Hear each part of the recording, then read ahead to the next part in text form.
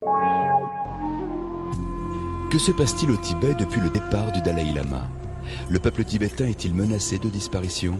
Ce qui est en train de se mettre en place, intentionnellement ou non, c'est une sorte de génocide culturel. Nourri d'archives inédites, le documentaire retrace l'histoire mouvementée de ce pays. Un demi-siècle de propagande chinoise décryptée par plusieurs générations d'exilés tibétains. Les souffrances qu'ils nous ont fait subir, le nombre de gens qu'ils ont tués, ça, on n'aurait jamais pu l'imaginer. Tibet, le mensonge chinois. Un documentaire de Bernard Debord, samedi à 22 h, suivi d'un débat animé par Élise Lucet.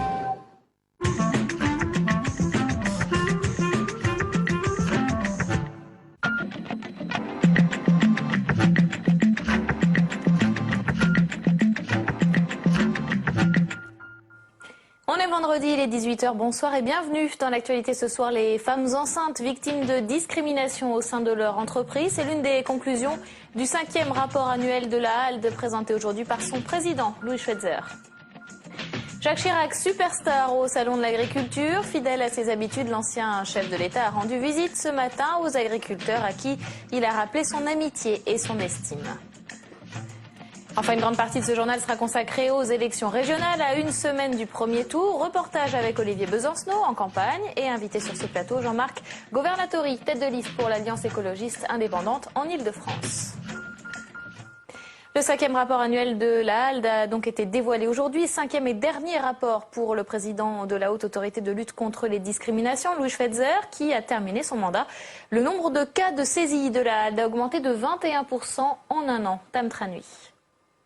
Dernier tour de piste pour Louis Schweitzer en tant que président de la HALDE. Ce matin, la présentation du 5e rapport de la Haute Autorité de lutte contre les discriminations avait des allures de bilan définitif. Nous sommes saisis de plus de 10 000 réclamations. Nous avons traité plus de réclamations encore. Donc je pense qu'aujourd'hui, la HALDE peut être fière de ce qu'elle a accompli. En 5 ans, le nombre de réclamations reçues a été multiplié par 7, preuve d'une notoriété croissante de l'institution.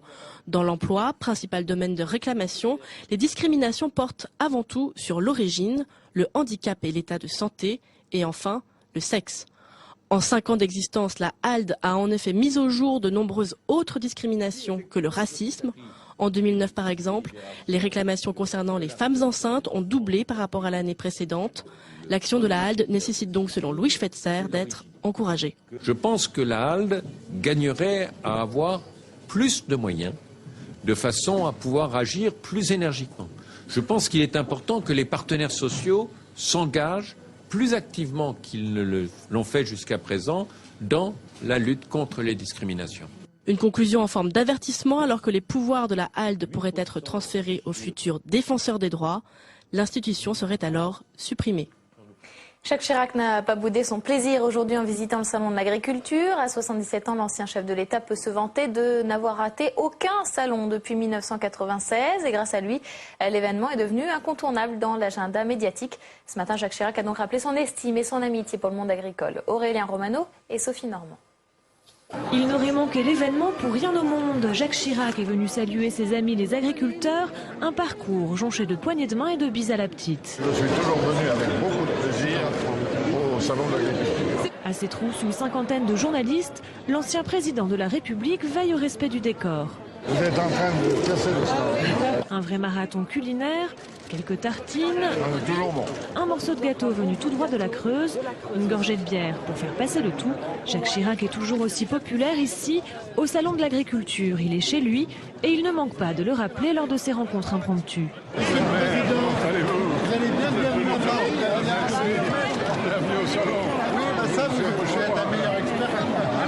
Un succès qu'on ne lui ravira pas de sitôt. J'étais pas chiracien, mais il faut vous dire franchement, ici, entendu ici, vous préférez celui qu'on n'ose pas. Nicolas Sarkozy, lui, ne viendra que demain, lors de la clôture du salon. Monsieur le Président, merci.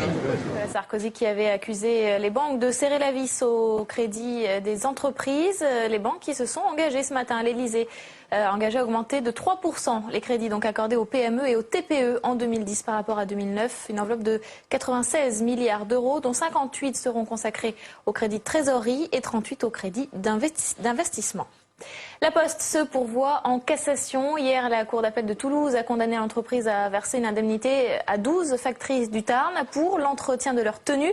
Une mesure qui, si elle est généralisée, pourrait coûter cher à la Poste. 23 millions d'euros par an, a calculé un syndicaliste. Si vous achetez une pomme ou une orange, vous pourrez dorénavant payer votre primeur avec un ticket restaurant. Mais attention, uniquement s'il s'agit d'un fruit ou d'un légume immédiatement consommable. Ça ne marche pas pour un poireau ou pour une aubergine, par exemple. Cet élargissement de l'usage du titre restaurant a été publié hier au journal officiel. Alexandra Collino.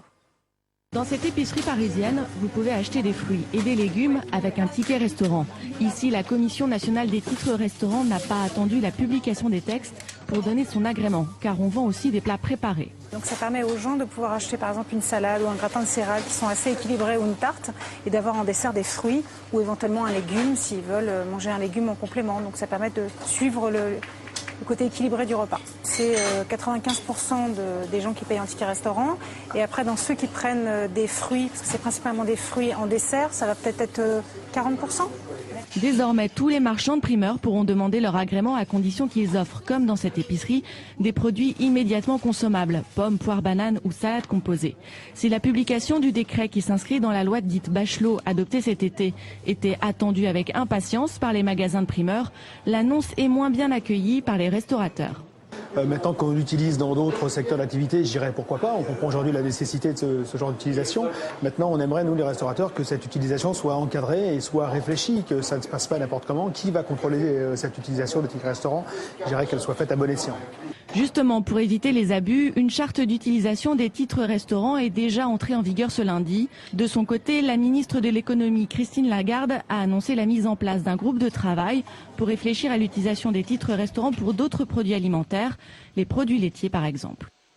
Voilà, et la réponse à la question que nous vous avons posée via notre partenaire lenouvelobs.com. Approuvez-vous la restriction d'utilisation des tickets restaurants? Non, à 68%. L'esplanade des mosquées à Jérusalem, à nouveau le théâtre de violents affrontements entre policiers et palestiniens. Les incidents ont fait plusieurs dizaines de blessés. 5 policiers ont été hospitalisés. Des heurts également en Grèce entre jeunes et policiers, d'ailleurs qui ont émaillé les manifestations contre le plan de rigueur qui paralysait Athènes. Aujourd'hui, les milliers de manifestants rassemblés devant le Parlement n'ont cependant pas empêché le vote de ce plan de rigueur par les députés pour parer à la crise.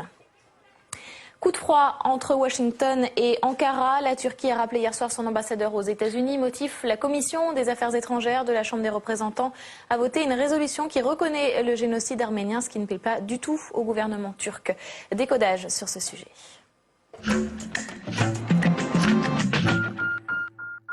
Bonsoir Yves Ternon. Bonsoir. Vous êtes historien et spécialiste des génocides. Oui. Alors il faut peut-être d'abord commencer par rappeler qui a reconnu le génocide arménien. La France notamment l'a fait en 2001 et c'était l'un des premiers pays à le faire. Non, c'était pas un des premiers. Il y a déjà une trentaine de pays qui ont reconnu officiellement, soit par leur parlement, soit au niveau de leur gouvernement, de leur Sénat, le génocide arménien. Par contre, aux États-Unis, il y a déjà plus de 40 États qui ont reconnu le génocide arménien et on attendait donc la décision de la Commission des affaires étrangères de la Chambre des représentants. Alors, c'est un texte qui a été adopté donc hier soir, mais qui n'a pas force de loi.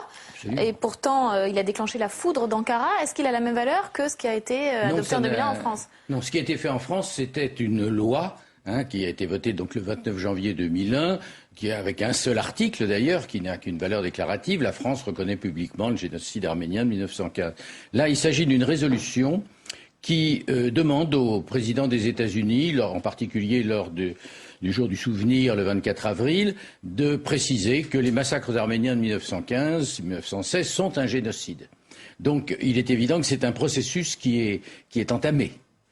On verra exactement comment les choses iront ultérieurement en fonction justement du traumatisme politique que représente cette déclaration, parce que ça vient des États-Unis. Donc il se produit un bouleversement obligatoirement dans les rapports diplomatiques, à la fois au Moyen-Orient et au Caucase, après cette décision. Décision qui a été votée d'ailleurs de façon très juste, étroite, 23 voix contre 22, si je me rappelle bien.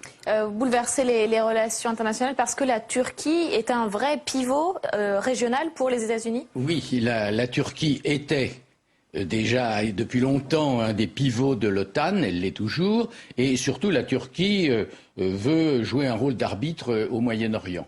Et elle joue un rôle également dans les relations avec les États-Unis à propos du transfert de troupes en Irak, qui repasse souvent par la Turquie. Donc il y a un rôle géopolitique certain. Mais il y a aussi d'autres données qui sont celles du Caucase. C'est-à-dire que les protocoles arméno-turcs qui devaient être signés n'ont toujours pas été signés, mais n'ont toujours pas été ratifiés par la Turquie et qui devait ratifier la première. Donc il y a un certain jeu qui se dessine. La Turquie déclarant donc que la ratification des protocoles pourrait être remise en cause par la décision, donc ce vote de la Chambre des représentants. Donc les États-Unis prennent un risque diplomatique s'ils continuent ce processus. Les États-Unis ne prennent pas un risque diplomatique. Ils affichent une volonté d'indépendance, comme Obama l'a fait d'ailleurs récemment vis-à-vis de la Chine. Et puis, il y a un autre élément, c'est que la situation de la Turquie s'est un peu modifiée, dans la mesure où elle a tendu ses relations avec Israël, et ça n'a pas toujours été bien apprécié aux États-Unis, et dans la mesure aussi où la Turquie a un problème interne actuellement avec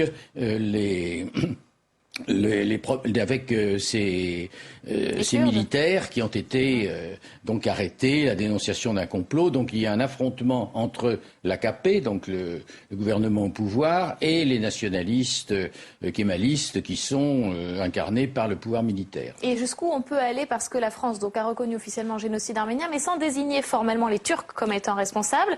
Il y a une manière aussi peut-être de ménager Ankara. Jusqu'où on peut aller dans la reconnaissance du génocide sans brouiller les relations diplomatiques avec la Turquie? Pour la France. Oui, et en général. Pour les États-Unis, je crois qu'il n'y a pas de problème parce que les intérêts économiques de la Turquie aux États-Unis sont tels que là, il y a juste un rappel d'ambassadeur et puis les choses vont se tasser. Le problème est de savoir jusqu'où cela va aller et quelle va être la déclaration éventuelle du président Obama le 24 avril. Parce que officiellement, le département d'État, donc par la voix de Mme Clinton, a déclaré que cela gênait les relations entre les États-Unis et la Turquie. Est-ce que c'est un jeu qui se dessine? Parce que l'année dernière, Nancy Pelosi, la présidente de la Chambre des représentants, n'avait pas présenté cette motion, justement délibérément pour ne pas gêner les relations entre le nouveau président Obama et la Turquie. Donc cette année, il y a un changement de position. Et on l'explique comment? Que l'on explique justement par la différence de situation et aussi par la situation au Caucase, où la Russie prend maintenant vraiment position pour diriger les opérations au Caucase, la Géorgie, les relations entre l'Azerbaïdjan et l'Arménie tendues à propos du Haut-Karabakh, et par cette déclaration, les États-Unis reprennent un peu position. D'accord. Merci beaucoup Yves Ternon. Merci pour toutes ces explications. On passe à notre page consacrée aux élections régionales.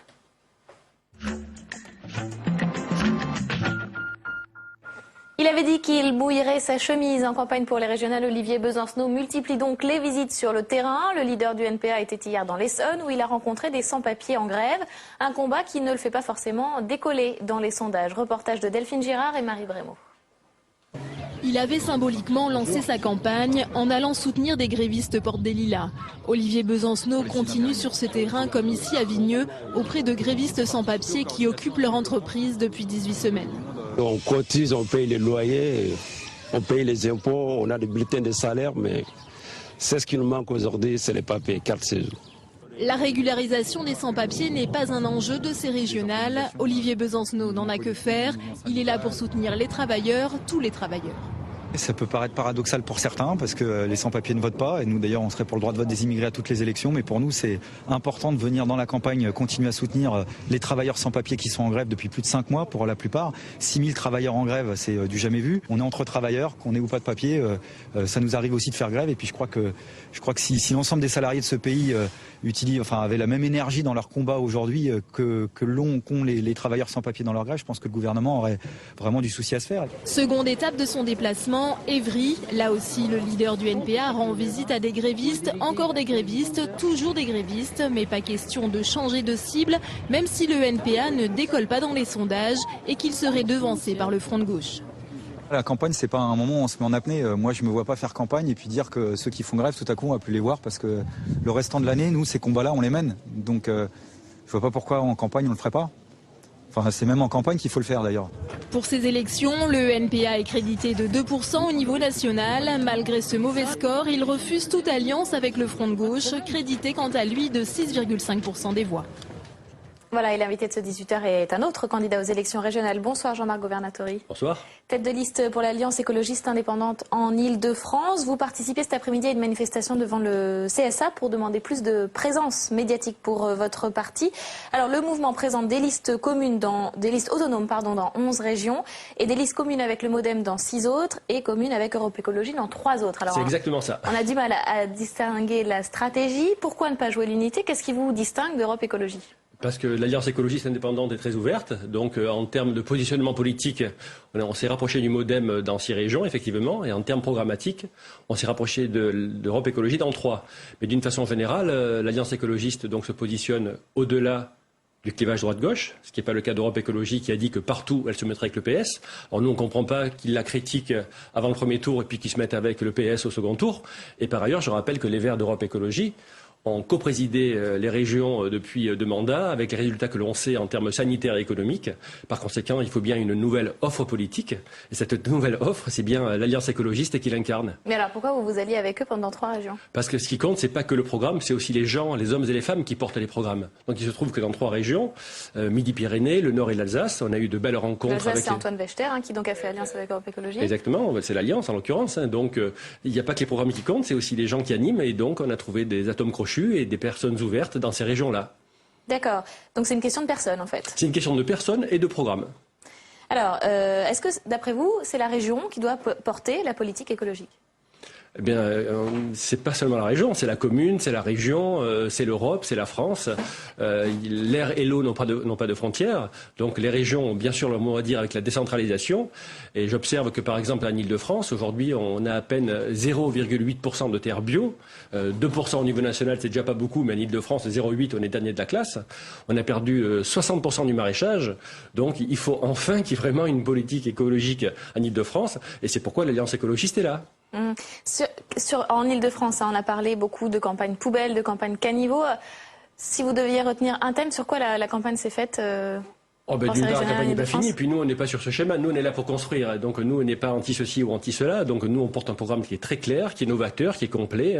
Donc, nous, notre vision de l'écologie, ce n'est pas que l'écologie environnementale, c'est l'écologie économique qui réhabilite la proximité, la ruralité, la petite entreprise, l'artisanat. Donc, par exemple, qu'est-ce que vous proposez concrètement dans votre campagne? D'une part, un audit scrupuleux des comptes publics. Mettre fin aux dépenses somptuaires, ce qui va donner des marges de manœuvre budgétaires. On veut créer 3 grands parcs de 10 hectares en Ile-de-France. D'autre part, on veut que dans les agences régionales de santé soient intégrées les médecines non conventionnelles. Ça fait une vraie politique de santé que de rassembler toutes les médecines.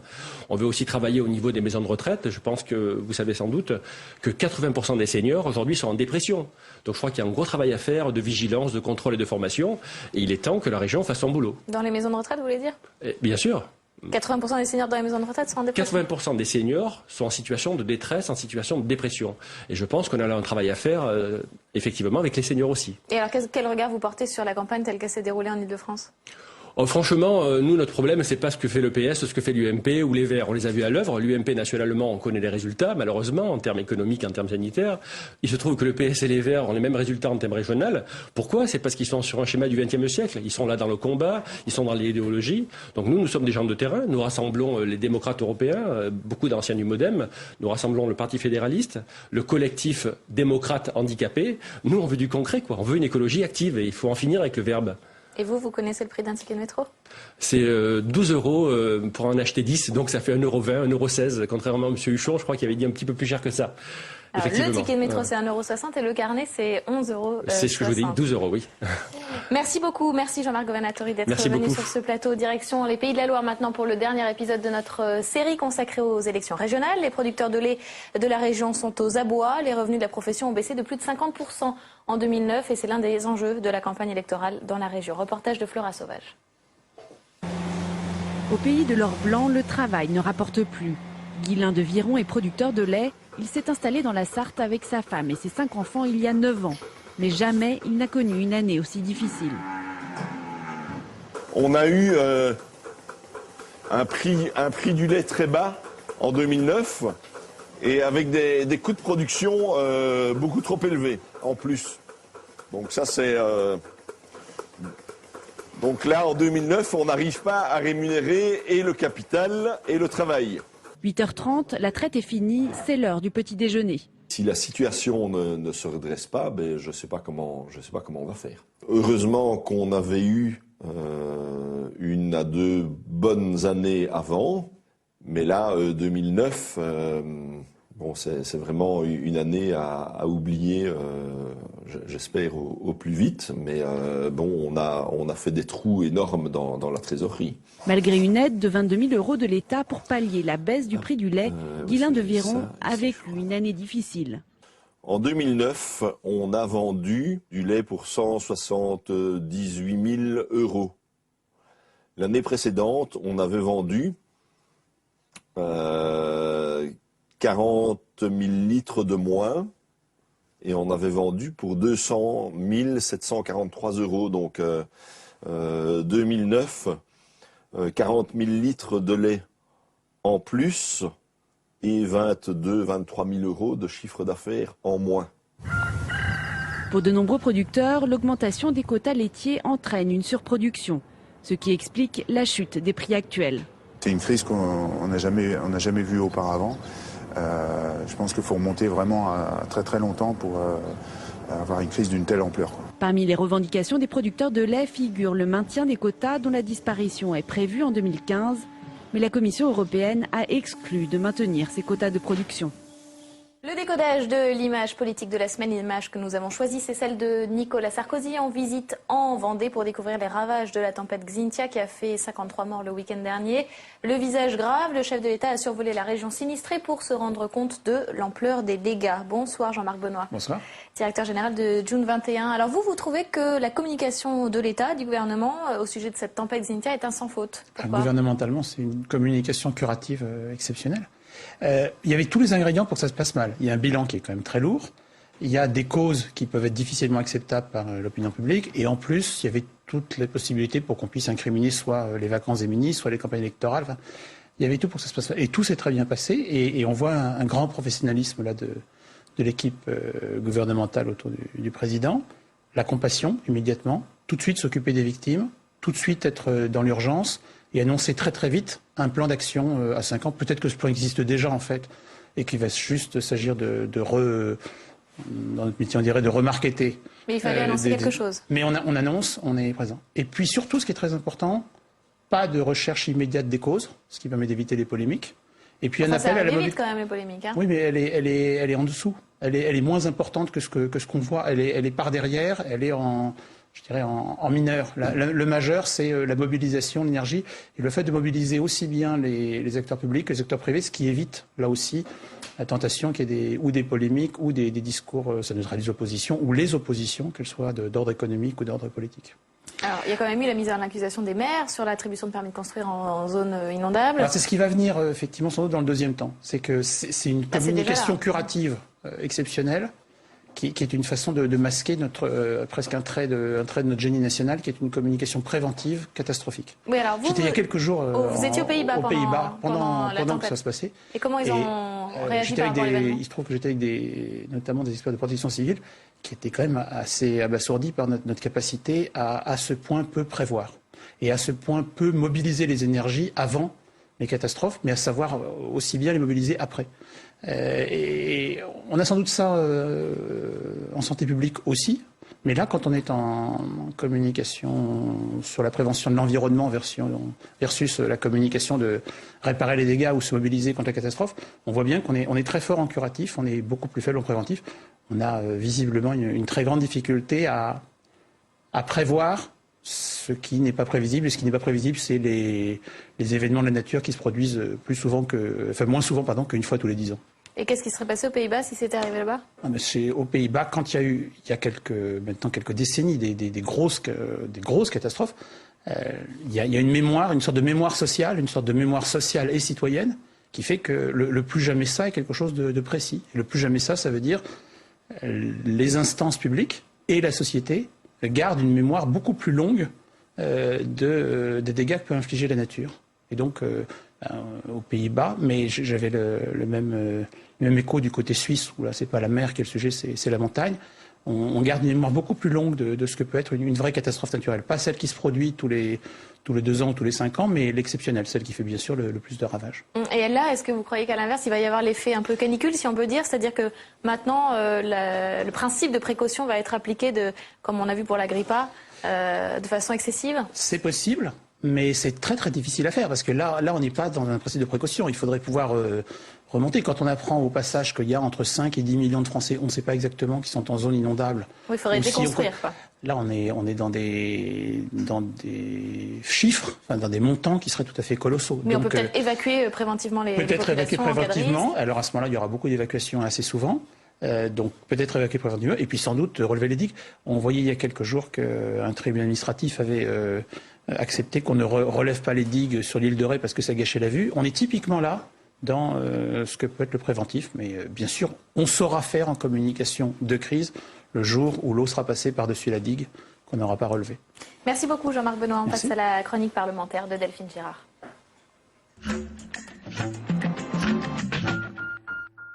Bonsoir Delphine. Bonsoir Caroline. Alors la commission des finances du Sénat a rendu public cette semaine un rapport sur la politique de la ville et l'éducation prioritaire, et un rapport qui pointe du doigt un grand gaspillage en fait dans les moyens qui sont mis en œuvre pour l'éducation dans les quartiers difficiles. Oui, c'est un rapport qui est très critique, c'est un rapport qui a été demandé à la Cour des comptes par le Sénat.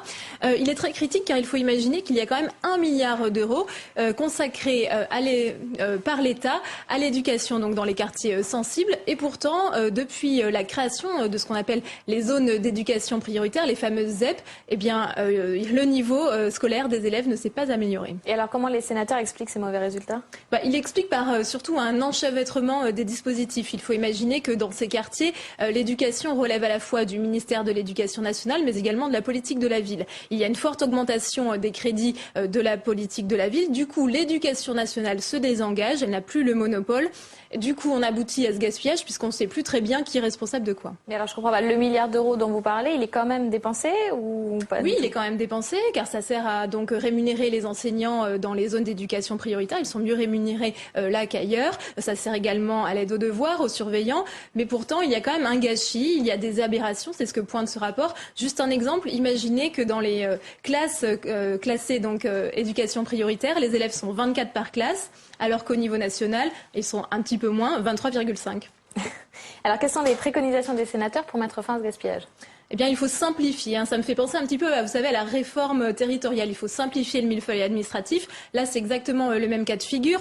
Trop d'initiatives tue l'initiative.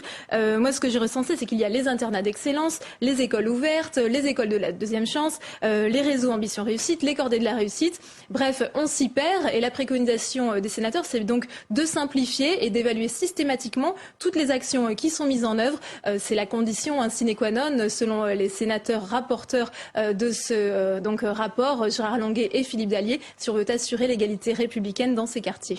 Merci beaucoup Delphine, à la semaine prochaine. C'est la fin de ce journal. Tout de suite, Bibliothèque Médicis avec Jean-Pierre Elkabbach. Et comme toutes les semaines, je vous donne rendez-vous tout à l'heure en direct à 22h. Et mon invité pour commenter l'actualité de la semaine, c'est le chanteur sénégalais Youssou N'Dour. Très bonne soirée sur Public Sénat.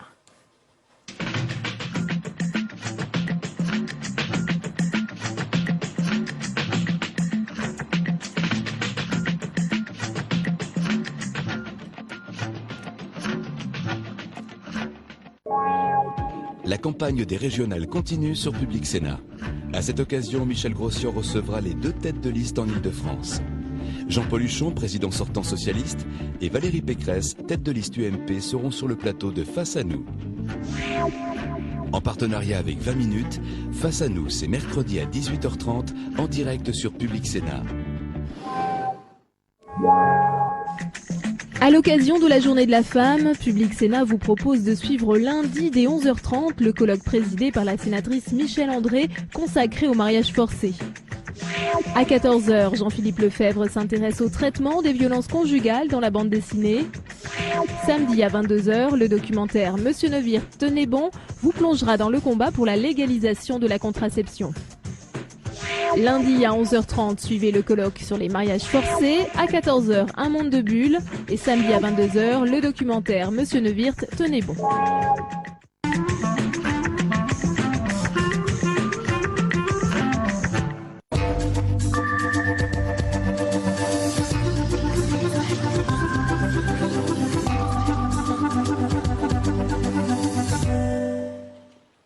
Bienvenue à Bibliothèque Médicis, consacrée cette fois à la vraie littérature. Écrire, mais vraiment écrire, qu'est-ce que c'est?